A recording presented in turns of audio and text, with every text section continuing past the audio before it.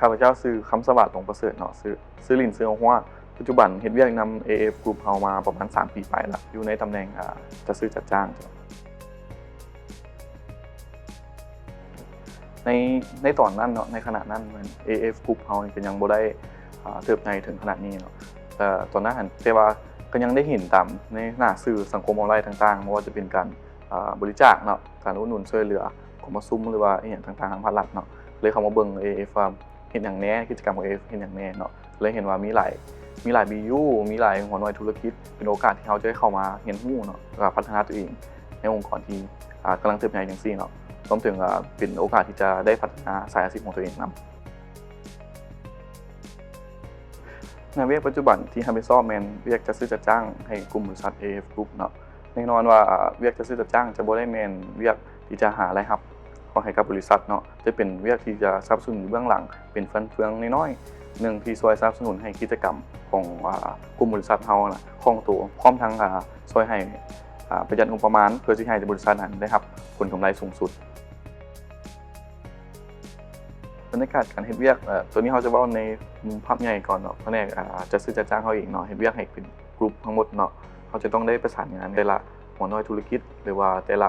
แผนกในด้านบรรยากาศการเฮ็ดเวียกแม่นจะมีการประสานงานกันเป็นอย่างดีเนาะของบ่ว่าจะเป็นแต่ละหัวหน่วยธุรกิจหรือว่าจะแต่ละ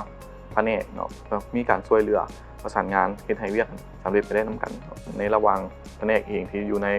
AF Group เองเนาะเป็นไปด้วยความมืออาชีพเนาะก็จะช่วยกันเฮ็ดเวียกแล้วก็ช่วยกันประสานงานแล้วก็ช่วยกันเฮ็ดให้เวียกสำเร็จไปนํกันบรรยากาศภายในทีมเฮาเองเนาะเป็นทีมจัดซื้อจัดจ้างจะเป็นทีมที่ว่าจะ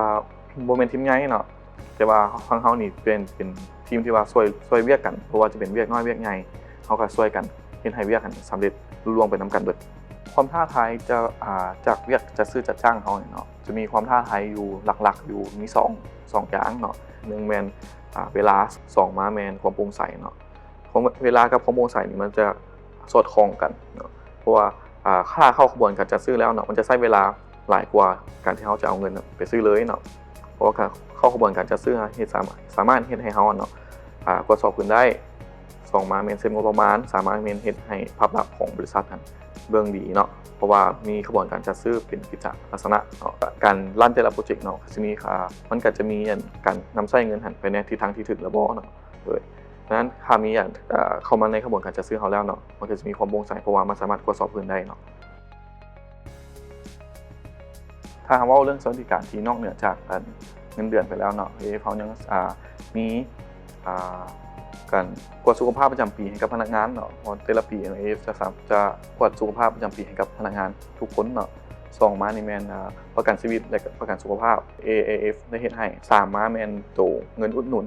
เงินเฟ้อเนาะเอิ้นว่าที่AF Group เฮาได้จ่ายให้4มานี่แม่นโตคอร์ส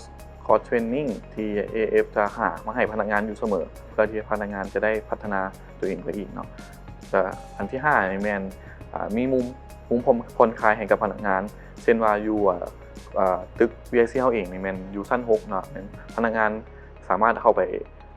พักผ่อนหรือว่ากินกาแฟอยู่ในมุมกาแฟของเฮาได้เนาะสิ่งที่ได้ในเฮ็ดเวียกนำ AF เฮากลุ่มเฮาเนาะหลักๆอยู่2อย่างเนาะ1แม่นโอกาสที่เฮาจะได้เฮ็ดเวียกในสิ่งที่เฮาถนัดเนาะแล้วก็เป็นโอกาสที่เฮาจะได้พัฒนาตัวเองไปนำเนื่องจากว่าผู้บริหารของ AF เฮาเองเนาะมักจะให้โอกาสพนักงานได้เฮ็ดเวียกที่ตัวเองถนัด2มายังแม่นเวียกอีกเวียกนึงที่บ่แม่นหน้าเวียกเฮาแต่ว่าเฮาอาจจะหาก็มีเนาะซึ่งเพิ่นให้โอกาสเฮาได้เฮ็ดไปนำซึ่งตัวนี้จะเฮ็ดให้เฮามีโอกาสเริ่มเติบใหญ่ในสายอาชีพเฮาไปเติมอีกเนาะส่วน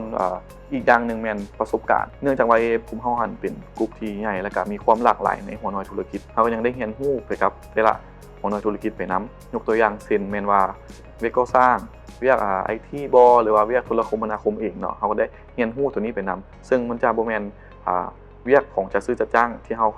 ความรู้ของจัดซื้อจัดจ้างที่เฮามีในแต่ก่อนเนาะซึ่งเฮาสามารถได้เรียนรู้ได้จาก AF Group เฮาสำหรับไผเนาะที่กำลังวางเวียกหรือว่าอยากย้ายเวียกอยู่เนาะ AF Group เฮาเนาะก็อาจจะเป็น1ในตัวเลือกที่อาจจะตอบโจทย์ของท่านได้เนาะนอกเหนือจากผลตอบแทนรายเดือนแล้วเนาะเฮายังมีสวัสดิการ ต่างๆที่ให้กับพนักงานยังได้เฮ็ดเวียกที่เราถนัดและก็ยังมีโอกาสได้เรียนรู้เวียกใหม่เพิ่มเติมเข้าไปนำประสบการณ์ในหลากหลายมุมจะได้เรียนรู้นำแต่ละแขนงการไปนำ